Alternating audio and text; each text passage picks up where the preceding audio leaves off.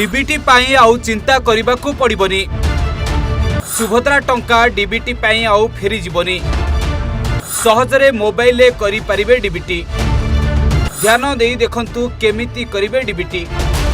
हाँ आज्ञा, डीबीटी पाई आउ बैंक की जनसेवा केंद्र को दौड़ी जाई दिन सारा लाइन लगेबाकू पड़िबनी।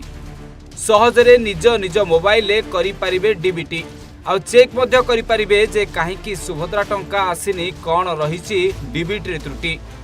ए पूरा प्रोसेस बुझिबा पूर्वरु बुझि नियंतु जेतेबेले उपमुख्यमंत्री कहिथिले 25 लाख महिला को सुभद्रा टंका जाइछि, सेही दिन ठारू द्वंद्वरे पड़िछंती महिला जे आमर डीबीटी रे समस्या रहिछि ना केउथरे कौन भूल रहिछि, काहेकि आसुनी टंका। आ डीबीटी को चेक करबाकू सबुआडे दौड़ुछंती महिला। न खाई पी दिन सारा लाइन रे छिड़ा होउछंती। तेबे डीबीटी नथिले काहेकि सुभद्रा टंका आसीबो नाही। आउ सेही डीबीटी पाई पुणी सबुआडे दौड़ुछंती महिला। किंतु एबे डीबीटी पाई आउ कुआडे जिबाकू पड़िबनी। एमिति निज मोबाइल बा कंप्यूटर रे करि परिबे डीबीटी रो स्टेटस चेक, जानि परिबे जे डीबीटी होई सारिछि ना होइनी।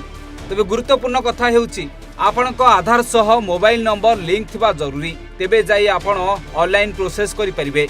ते प्रथमे निज मोबाइल किंबा कंप्यूटर रे सर्च करंतु SSUIDAI आउ तापरे सेही साइट को ओपन करी आधार नंबर और कैप्चा कोड को भरी दियंतु।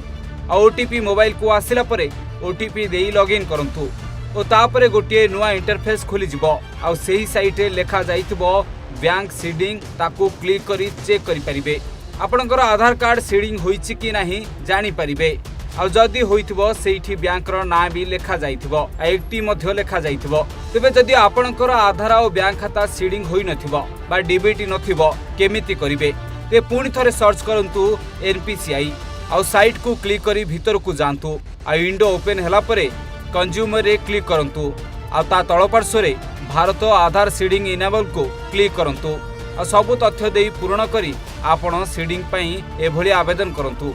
आ एमितिरे आपणकर डीबीटी ठीक होई जिवो। आ आसीबाकू थिबा सुभद्रा टंका सहजरे आपणक खाता को आसी परिबो। Bureau report, Odisha Bhaskar.